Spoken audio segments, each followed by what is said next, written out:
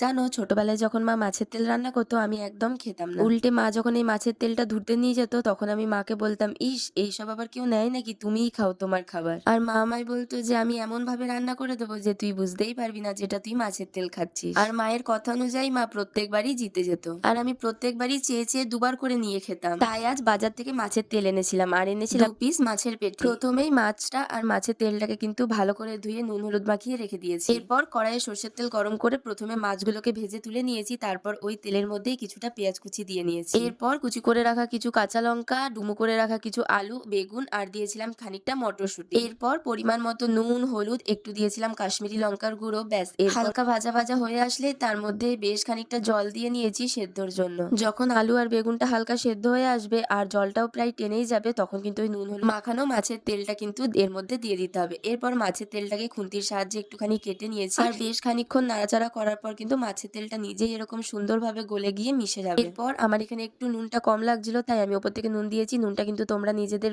আন্দাজ মতো দিও। এরপর আলু আর বেগুন ভালো করে সেদ্ধ হয়ে গেলে আর যখন এই মাছের তেলটা থেকে বেশ খানিকটা তেল ছেড়ে আসবে তখন ওপর থেকে বেশ কিছুটা ধনেপাতা কুচি দিয়ে দিতে হবে। চলো, এদিকে আমার মাছের তেল হয়ে গেছে, এবার এটাকে একটা প্লেটে সুন্দর করে ঢেলে নিই। বিশ্বাস করো, এমন ভাবে মাছের তেল বানালে কিন্তু পাতে আর একটাও ভাত থাকবে না, সবাই কিন্তু চেটে পুটে এই মাছের তেলটা দিয়ে ভাত মেখে খাবে। আর একদম সিম্পল ভাবে বানিয়েছি, না কোনো মশলা দিয়েছি না কিছু, তাতেই কিন্তু অসম্ভব সুন্দর হয়েছিল খেতে। ছটপট করে তোমরাও কিন্তু এভাবে মাছের তেল বানিয়ে গরম গরম ভাতের সাথে খেতে পারো, আর খেয়ে জানিও যে কেমন হয়েছে। আর এরপর তোমরা কোন রান্নার ভিডিও দেখতে চাও আমাকে কমেন্ট করে জানিও, আমি কিন্তু চেষ্টা করবো সেই রান্নার ভিডিওগুলো তোমাদের সামনে তুলে ধরার। আজকের মতো ভিডিওটিকে এখানেই শেষ করলাম, দেখা হবে নেক্সট ভিডিওতে। সবাই ভালো থেকো, সুস্থ থেকো।